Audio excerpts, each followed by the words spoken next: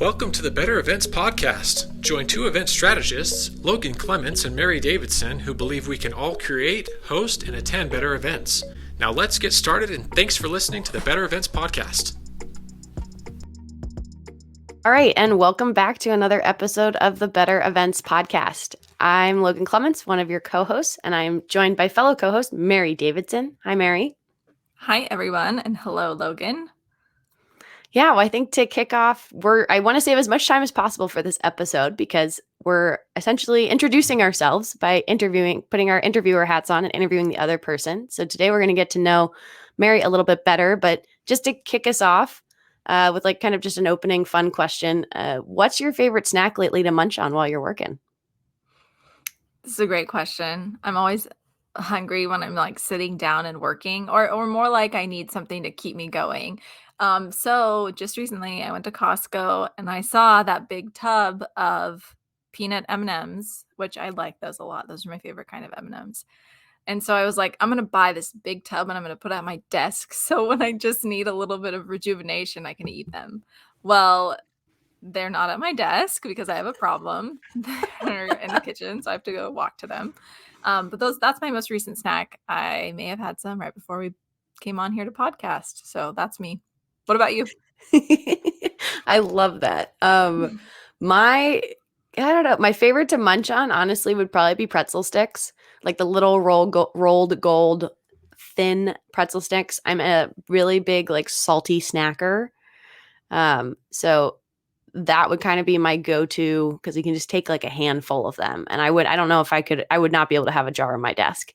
Just having the bag open, I'm always like, I'm just going to take another handful. Oh, and another handful. And that was something with my big virtual event back in May. I tried to be better at just putting it in like a bowl, being like, this is the finite amount of pretzels I get right now. And then like walking away from the kitchen. And you just eat them anything plain? like, you don't like dip them? No, I got fancy once and put a little bit like hummus cups, but I really just like them plain, just like salty pretzels. It's again pretty simple, but delicious. That's a pretty good snack. Yes. I just don't munch on them when I'm on a video call. I am very cognizant. I know both of us are very cognizant about eating on a video call. Yeah, I'm not used to that. I don't think I'll ever get used to that. I've seen some people eat their breakfast is usually what it is in like a big team meeting, but anyway, I digress. It's not us. No, I've eaten in front of you, but it's close friends that I'm like, I have to eat right now. And then people are like, okay. I'm like, I felt like I had to disclose it.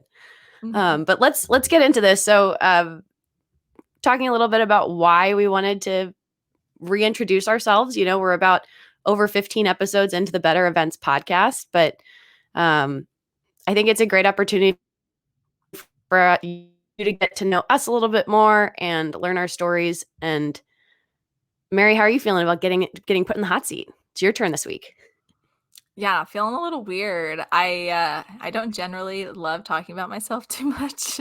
Like maybe minimal, get a point across, but like for a 30-minute episode, I'm a little stressed out about it. And it's mostly because I'm learning more about myself as time goes on. And I feel like I've changed from like an extrovert when I was younger, and then I've grown into an introvert. But sometimes I'm extroverted. So I think they call that, what do they call that? An amnivert?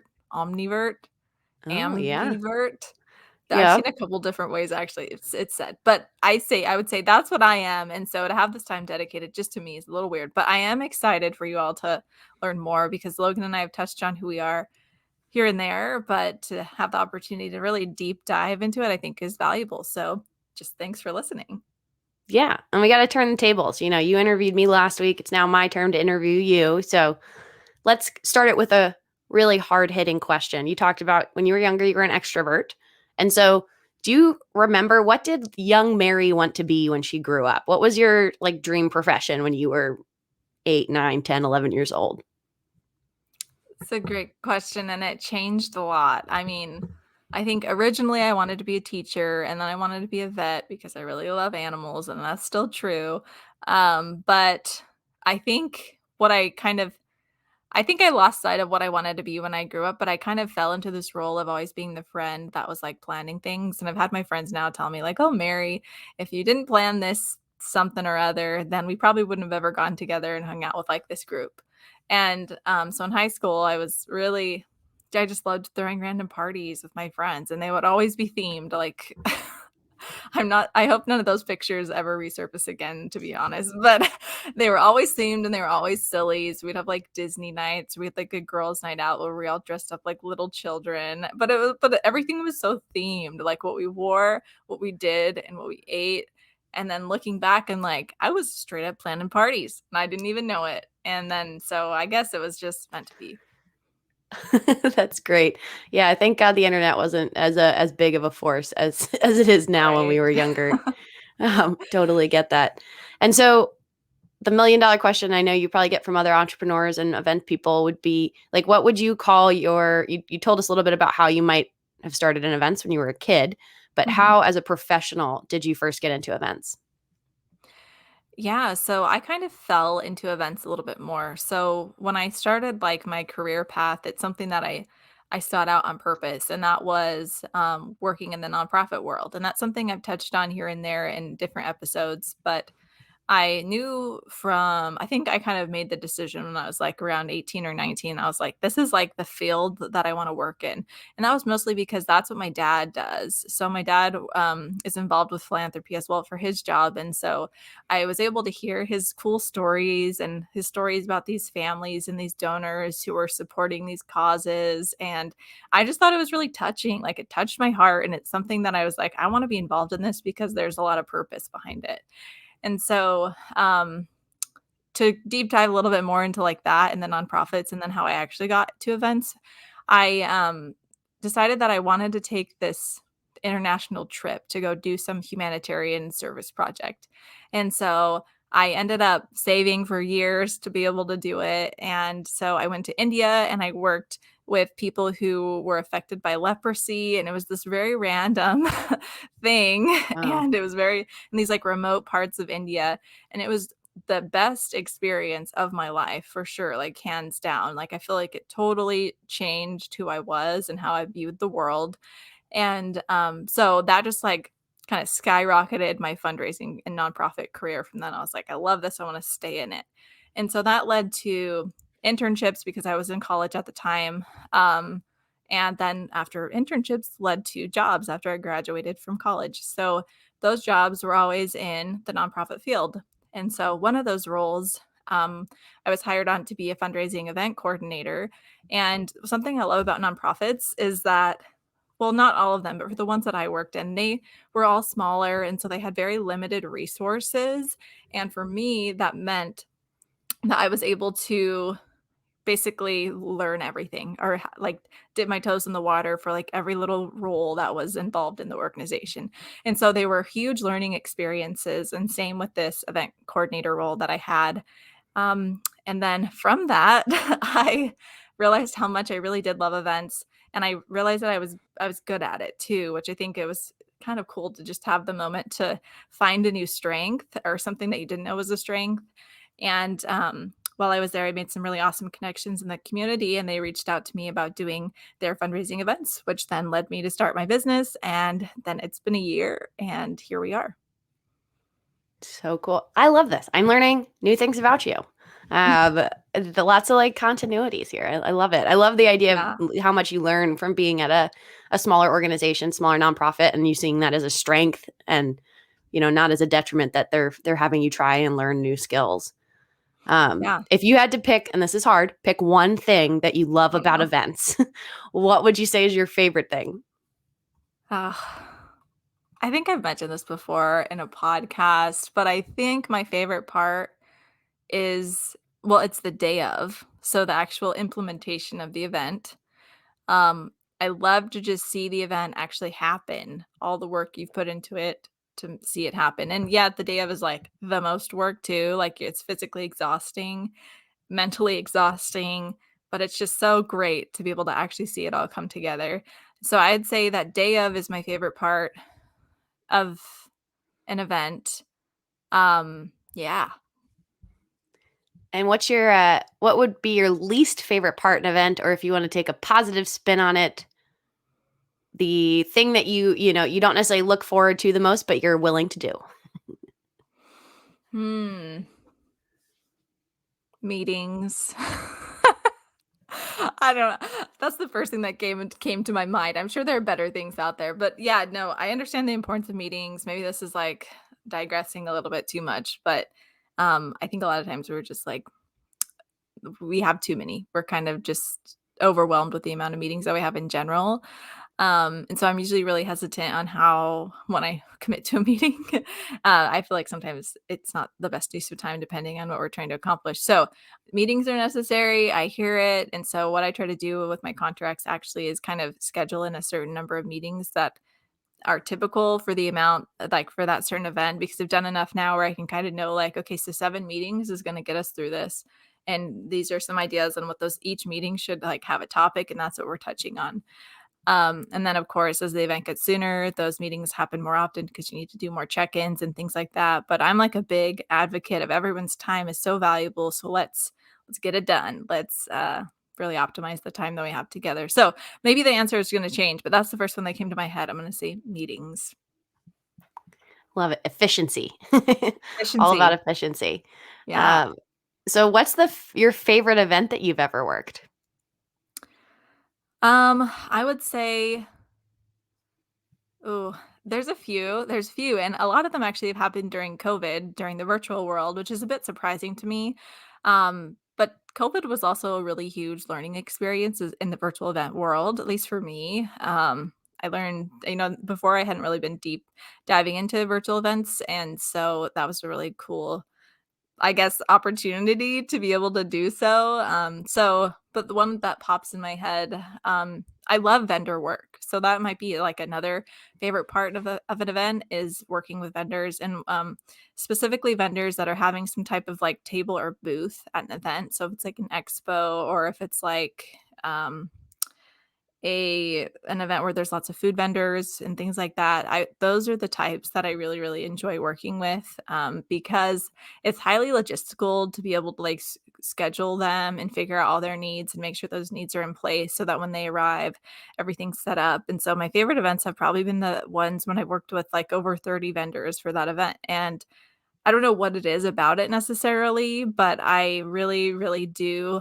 love the scheduling and making sure everything's in piece, which is once again probably why I love the day of events as well. They're kind of like that similar logistics and things like that. But yeah, so I would say my favorite event um, was one or two of that I've done recently where they involved like around more than 30 vendors. There's one that I did since more relevant. I'll talk about that one, but it was over the summer of 2021, which is when we're recording this. And it was a very themed event. So I'm always here for a good theme, right? That's just fun. And we had vendors who were there selling their items that was themed per the event. And it was a new event that the organization had never done before either. And we had great turnout despite it happening with COVID regulations. And it was also the first one that I'd done in person since the past year, since we weren't able to do that. And so I think for those combo of reasons, that might be one of the favorite ones that I've done so far. So yeah. Very cool. Vendor management. Vendor management. I love Love it. it. You keep talking about how much you love the day of event experience. Do you have any kind of like a routine that you go through like on an event day? I know again we've been living in the non-typical world with virtual events, but do you have anything that you like to like do the same day as the event to like get yourself mentally ready? Oh, I think I need to put more things in place to like get in the right mindset. But um for me, it's just really over preparing. Like I'm gonna be I don't know if nervous is the right word, but just like feeling a little heavy about it, maybe some anxiety, unless I like really, really over prepare before it. And so if I can do that before when it comes to like the day of like let's say the morning of an event or something like that, I try to make sure that as I think you learned from the beginning of this episode, I'm a big foodie. So I try to make sure that I am well fed before the event because I know once it happens, like that's just probably not going to happen. I don't have an appetite when I'm running around. And so um I think just like basic human needs, right? Setting myself up for that and then being prepared for the day really helps me get through it. And then also sometimes sometimes it's great to have a little bit of a pump up. So I may or may not have a Spotify playlist that's like I think I call it my theme songs. And there's just like 10 songs, and they are like purposeful pump up songs. And so sometimes I listen to those. And it helps because you just gotta get pumped. And I think people really feed off each other's energies too. So when I come, I want to reflect that so other people can feel that as well. Different in virtual, I would say, but I'm kind of thinking for that typical in-person event, that's what it is. I feel like our listeners are going to need a link to that Spotify playlist, Mary, if you're comfortable Maybe sharing. If not, secret. if we don't include in the show notes, send us an email and maybe you can twist Mary's arm for her pump up playlist. That's Yeah, really, I'll I let think you that's twist my such arm. a smart way. Music is such a powerful tool to really help shift your mood. And I think that's so powerful that you want to be that person when you show up to an event that's bringing that kind of energy, no matter Mhm. what time it is. So pump up Yeah, playlists. That's pump great. up playlists. Yeah. Well, let's get more into your business and into EP events. So, do you want to first give us all, like, we've done short intros before on the podcast, but kind of the longer spiel about what your business is? What is EP events? Yeah, absolutely. So I am part of a networking group, and something that we do every week is that we have an opportunity to give like a 30-second spiel or commercial. And that actually has been a big learning experience for me because I've like catered that commercial based on needs that I've had. But basically it's that 30 seconds that you have to explain and have someone understand you and your business. And so um I'll try to give that 30-second commercial right now. I know that's not in depth, so we'll be able to talk about it more, but, I just think it's great if everyone has a 30-second commercial because sometimes that's all people are gonna listen to. Um, so I would say my business is EP events, events with a purpose, and we plan purposeful events. The typical event that we do is a fundraiser because that's what we specialize in. But in addition to that, we also do community events and corporate events. And then, of course, this past year has been virtual events as well. We're excited for the opportunity for hybrid events and that in person is coming back also. But many of the events, like I just mentioned, can happen in person or hybrid also. Now, I'm gonna I'm gonna kind of actually stop there because I think we're gonna talk a little bit more in my typical 30-second commercial. Then I would start going in and saying like something that's going on right now is this, and my a great referral or great client for me would be this. But I think I'm gonna touch on that actually a little bit later. So the what I guess is for our listeners, I'll break it down is that EP events kind of was started with the focus on fundraising events because as you've heard that's what my background is in, so it was a really natural thing to be able to focus in on. Since I've started this past year, it's turned a little bit more into not just fundraisers. There's been more opportunity for community events and corporate type of events as well, and corporate's also something that I'm beginning to focus in on more as we go back to in person, but fundraising events are kind of always where it started, if that makes sense. So if I could summarize it, I would just say I'm not really a wedding planner. I will do some weddings, but I don't advertise that. And so just think of most events I'll do, but I'm not a wedding planner. It's a good disclaimer. You would do them, but yeah, that's a different skill set, but very similar, but Yeah. just different. The clientele is different. Hmm. Now, when you started EP events, have you always had a dream of starting your own business, or did it just kind of come from circumstances? Walk us through that process that made you about a year ago, you said, right? 1 year ago, Yeah. make the jump from working full time for a nonprofit into running your own business. Yeah. So I I like to caveat this and say I feel like I was really lucky in my circumstance. I guess to go back a little bit. So I have an MBA. And so when I was getting my master's, I was like, the overall big like future goal was that I wanted to be able to do something with that, and I wasn't really sure what that looked like, but some type of ownership of some business or investment, something like that. So I had that like entrepreneurial mindset and I didn't know what to do with it. And then the opportunity kind of like presented itself when I had a contact reach out to me about doing their event, and I was like, I'll just submit a contract and I might not get it. So I don't know, we'll just see what happens. and and then I did, and then they chose me to move forward with that event. And so I was like, okay, well, we are gonna make this happen now because we have to. And then from that came another event that Logan and I partnered on. And then it's just been, skyrocketing pretty much since then. It's been really consistent. So since the beginning, I think I've had like an average of 8 clients at a time, which I'm just numbers are numbers. The level of service varies for each of those clients. So that doesn't don't necessarily read into that. But it's just been crazy to be able to look back at this past year and see what's been accomplished. Because starting a business during COVID is crazy. And when I tell people, they're always like, can't believe that you did that. But honestly, I think it was one of the best things I could have done. And a lot of that was because there was a need that I didn't feel was getting fulfilled necessarily, or there was so much of a need that there just weren't enough people able to fulfill it. And so I'm really glad, honestly, that I was able to start and transition kind of during the time. It was a little wonky to start with virtual because that was new. But I'm just so grateful. The last year has just been just a whirlwind of so many things, and I just can't even imagine what the next year is gonna bring. And so the transition or to start the business was fairly simple for me. And that's something I think I should point on too is, going back to the title of my business, so EP Events, Events with a Purpose. I kind of chose that when I started because I,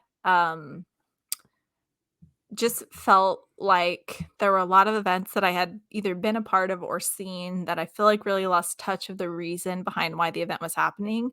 And I kind of think, regardless of industry, there's obviously this why. Like, you're doing an event for a reason, even if the reason is to celebrate or is to honor someone. Like, that's still the purpose of an event. And when you start bringing in the glitz and glam of an event, it gets to me to feel a little bit overwhelming, and it's like you spend all this money and then you're done.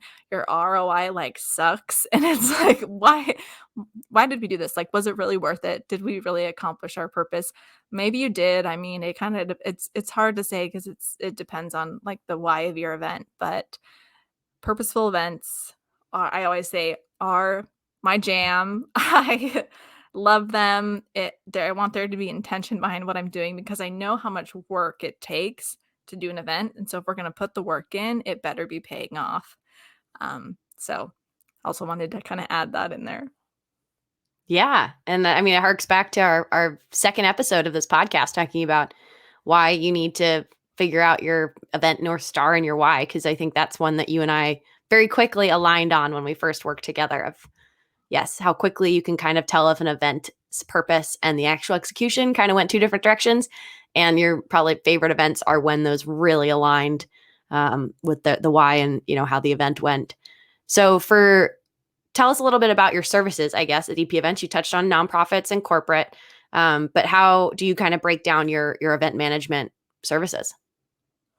Yeah, so for every event I create a custom proposal, and that's just because that's what's worked for me so far. I've noticed that's what companies or organizations need because everyone has a different, staff involvement and the needs are always different. And so for that reason, it's just something that I've done is create custom proposals. And I usually charge those out as a fixed price. And so the reason I like doing that, and I wanted to touch on it here, is because it is kind of a strong part of my business model. And that's because I know how much time something is going to take. And so I want to make sure, because like I kind of mentioned, purposeful events, ROI is super important to me. So I never want to overcharge someone. And I don't want to have to come back and be like, oh, actually, it's going to be this, and you haven't budgeted for that. And so when I can do that fixed pricing, it just, for me, it kind of lets the client know, I'm not going to go above or be on this price. And that seems like it's helpful for them. That's what works for me. So that's kind of how I build it out. And as far as more specific services, so this is kind of funny because Logan and I've talked about this before and what we call ourselves in our roles.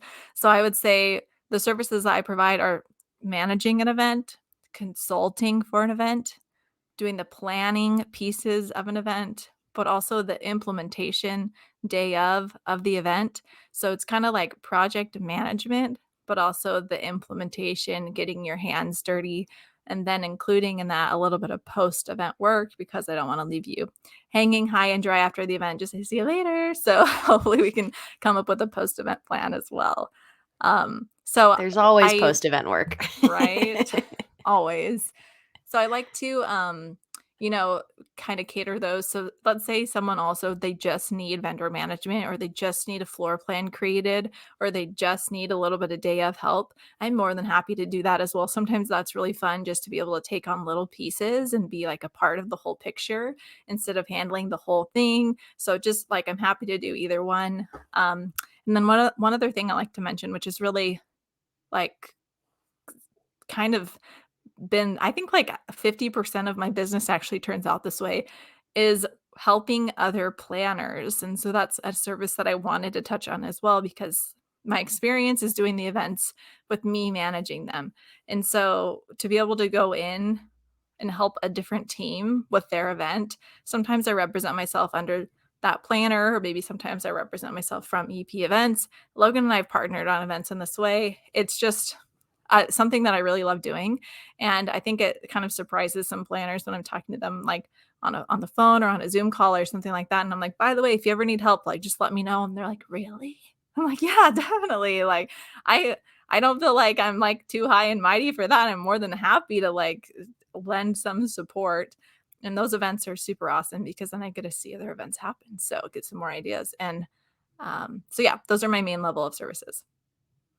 Nice. Yeah, no, I know we both get excited about the community over competition kind of mindset where, we have our own secret sauces, but it's not so much so secret that you don't want to let other people into your process and what's happening. And that, there's a lot of opportunities there. If you're a planner listening to this, don't be afraid to reach out to your network, because you could definitely grow your business that way.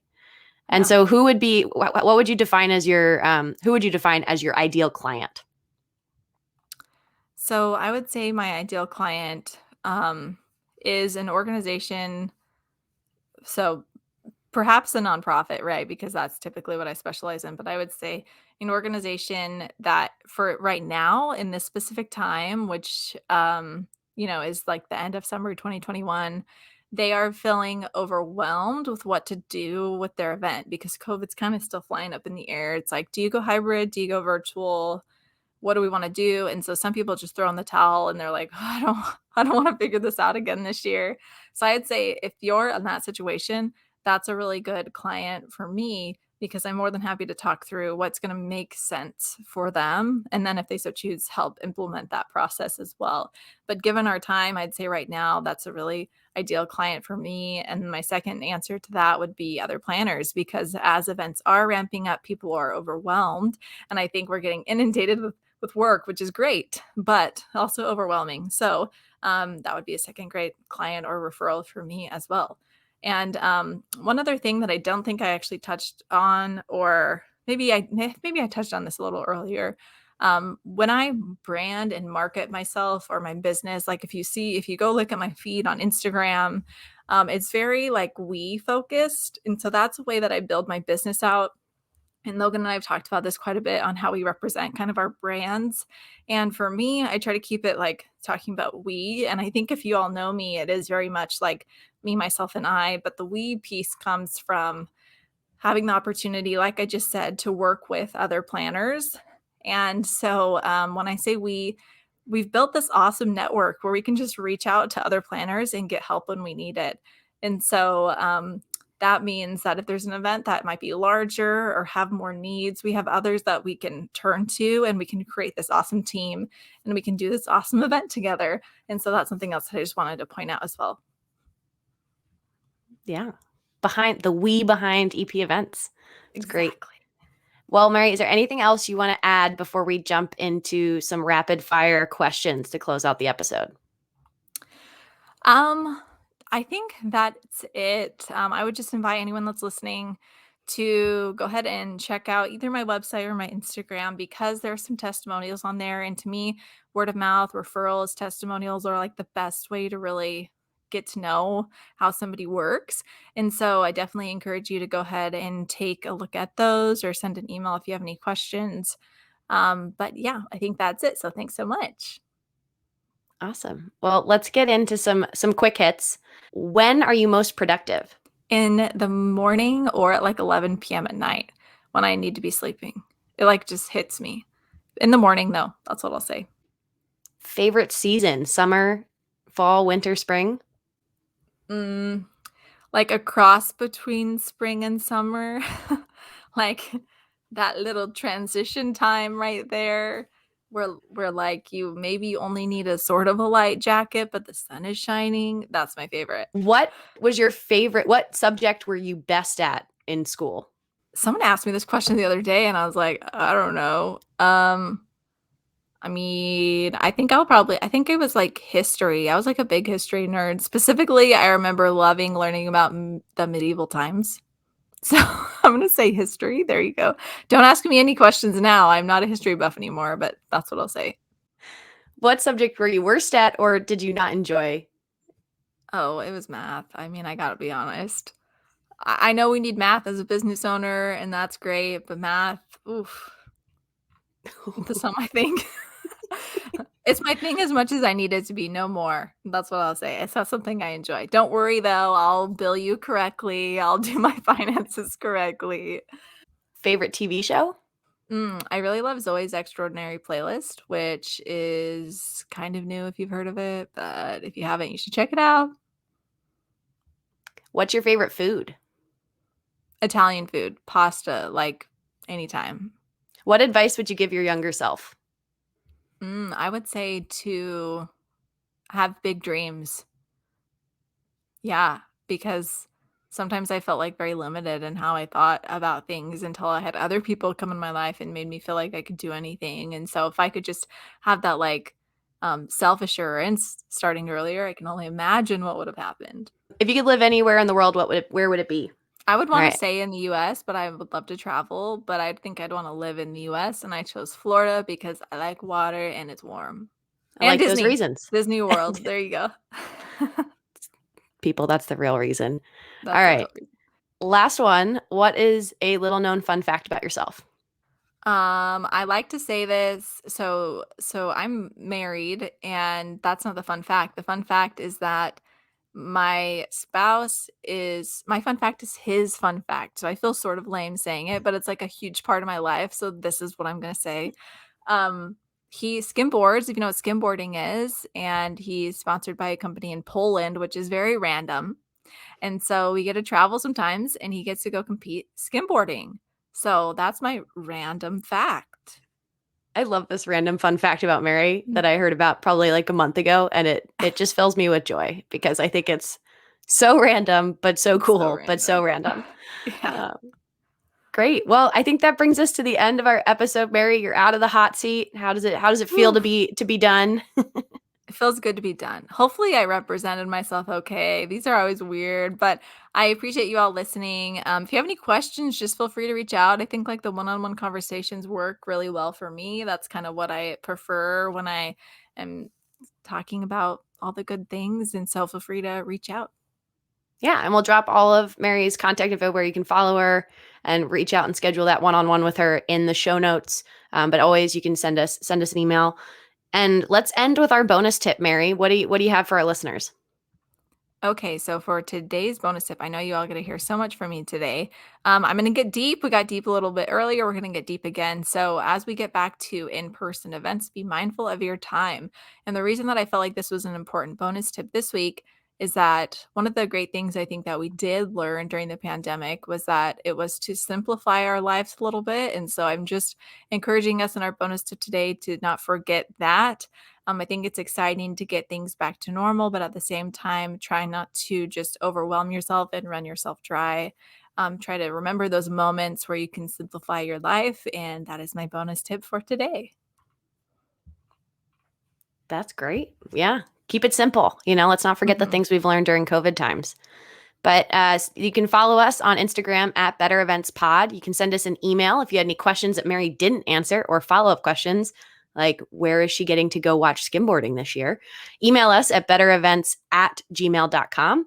And we thank you so much for listening again with us this week. And we'll be back with another episode next Wednesday.